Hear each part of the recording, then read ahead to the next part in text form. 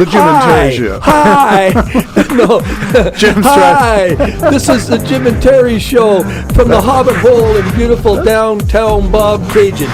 I'm one of your hosts, Jim. And I'm the other one, Terry, and that's a surprise to me. Go ahead, Jim the Usurper. No, this is why I did it this way, because this is your baby. Oh, you're going to defer to me on this one for... Well, our discussion is a banter back and forth. Yes. Have you heard that Canada under Mark Carney is positioning ourselves to be leaving the embrace of the United States, especially in things that involve the military? Yes, I've heard that. I haven't heard all the details. Well, you do know one. Let's start off with the one you know. The jets, F-35, right. again, thanks to Trump, he lost an order of 88, and I think we already had pre-ordered 17. And so, we're going to get those, apparently. That's still going to... Yeah, and it's probably going to be a loss to us, because how can you trust it? So, well, there you go. What did Trump say in the Oval Office about that? Trump said that what he's going to be selling the F-35s to the allies, it's going to be maybe 10% not as good, because our allies may not always be our allies. Whoa. So F you. And so we're going to have, training jets. Let's put it that way. Maybe we'll use the 17 to train, but we can't use it, especially not if we have to fight the United States coming up to get us. We couldn't use them because they could probably shut us off. Now, I heard that the F-35 may not be the best choice anyway for Canada's vast Arctic areas. Yeah, well, it depends what you're using them for, and you got a good point, because Canada has not been known really as an aggressor. I mean, even in the Second World War, and that we joined the right side of tyranny, which unfortunately... We joined the right side of tyranny? Well, you mean we opposed tyranny? Went against the Nazis, against Germany and its expansionism. Yes, expansionism. And so we joined in that, and we help other nations sometimes. But for the most part, if we're defending our own nation, we are best to look at a jet that can handle our cold, severe weather. Is Trump right to say that Canada's been riding piggyback free for all these years? No, he's not writing anything Trump says. No. There's not a word that comes out of that man's mouth that's right. There's a grain He's the one that said, I told you down in Florida, I had that talk with the guy about I asked him, what are the tariffs on dairy in Canada? Yeah. He goes, I don't know. I said, well, what did your president say? I don't know. What do you think they are? I don't know, 40%? I said, your president said they're 280%. I said, do you know how much tariffs you've paid to date on your dairy coming into Canada? Coming from Canada. Nothing. Yeah. Nothing. So I said the tariffs he's talking about only kick in if you supply us with twice as much as you've ever supplied us. And by the time that ever happens, I'm sure there'll be a new agreement. Yeah. So, Trump can't tell the truth. We have a different approach to marketing in Canada. We use the wheat board, and we have a dairy marketing board.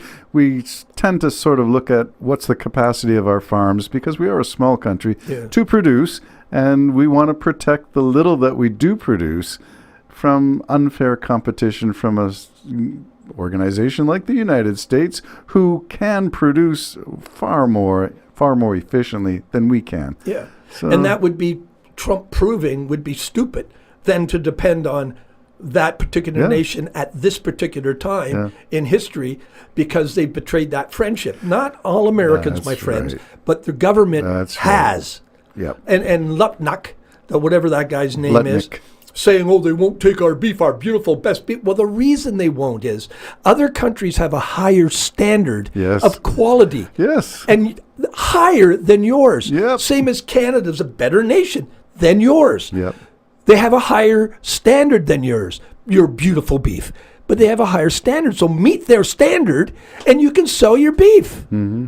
But they're looking after their people. They don't want diseases through their crops. They don't want diseases through their cattle. They don't want that to happen. So, jeepers, there's real reasons for it. But they keep telling their uneducated masses, these lies. And they just buy it. Yeah. There seems to be a lack of critical thinking. But to get back to our Canadian posturing under Mark Carney and the current government, would be to say, what are we going to do? We need 88. We need 88 of these fighters. We're only getting 18, a dozen and a half from the United States. What are we going to do to get the other 70 fighters? And the answer seems to be from Sweden. And apparently did I hear there's a South Korean jet? That's pretty cool. Oh, a lot of UK, EU, and South Korea and Japan all produce sixth-generation fighters. The market is there. We just have to choose which one we want, which would be best for our climate. And who is going to offer jobs and training and maintenance contracts in Canada so we don't have to send them, like the F-35s, to the United States to be serviced by non-Canadian technicians. We want the tech. We want the training. We want the jobs. It's not coming through the F-35 contracts, but it could be through the Swedish Gripen. It could be from the Eurofighter. It could be from any one of these partnerships that we're going to develop and explore, because we're not going to be reliant on the United States as our sole supplier. And I forget how many billions or trillions of dollars the Canadian Armed Forces used to use from American sources. And now we're looking, and I think I mentioned that, South Korean sub parked in Halifax for a tour, saying, okay, we have this. It's currently being produced. It's a demonstrated version of a sub stealth. Mm-hmm. Why not? Why not? Here's a partner. Here's an ally. Well, the thing is, who's not going to throttle it back 10%. I think I told you. I think it's Israel and Italy, but I know Israel for sure has a special agreement with the F-35. How do you get a special agreement? Well, they do, because they're smart. And they don't want the United States to have to program their jets. So maybe, at the expense of whoever, maybe we could then have the rest of the 35s made here or programmed here or whatever. Controlled. Controlled by Canadians. And because I have to point out again, we didn't break this trust. We didn't want this divorce. It was you who betrayed us. We didn't betray to get our part.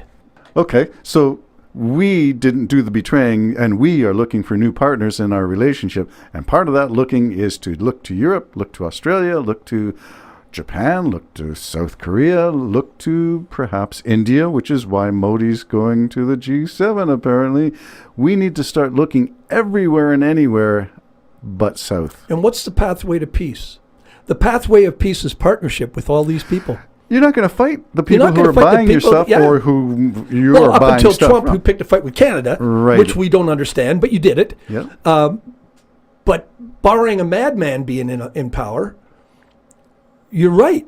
If we start having partnerships with all these nations, then we become friends. Yeah. And Canada, what better nation for that? Because we are open to religions and different ways of life and people. We don't freak out if someone wants to keep their culture.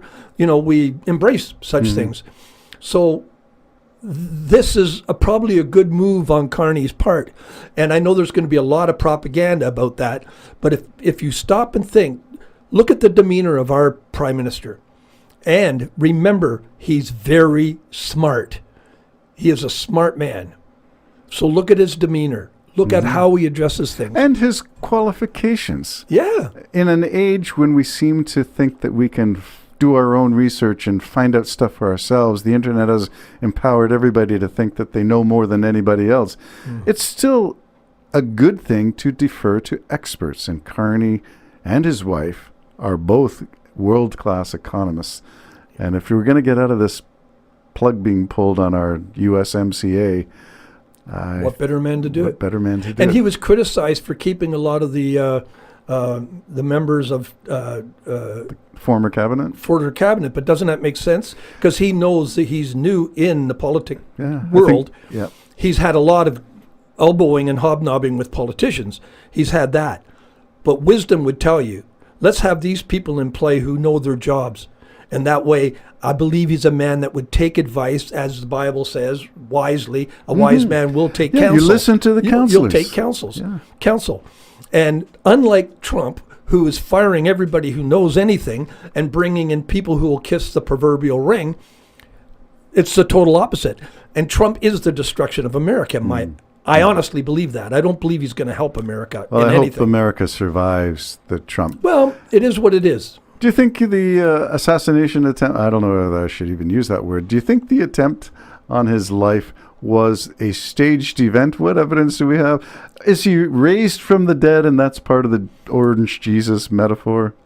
I doubt it, because that shot came way too close, if it did come close. So there's Unless he went down and they cut his ear, I don't know. But would you Yeah. really go through that? I don't know. But he got up and gave the fist pump salute, and it seems like it was It really was a pretty brave reaction for someone who just about got killed. So it might have been staged. And of course, what do? You kill the person that's in on it, just like they did with... Where was the ambulance to take him from that event? How was he taken?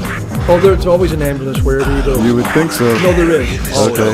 I don't recall reading about one. That's mystery upon mystery. The Jim and Terry Show signing out. Bye-bye for now. My brow and the toil of my hands has got me so far into this promised land.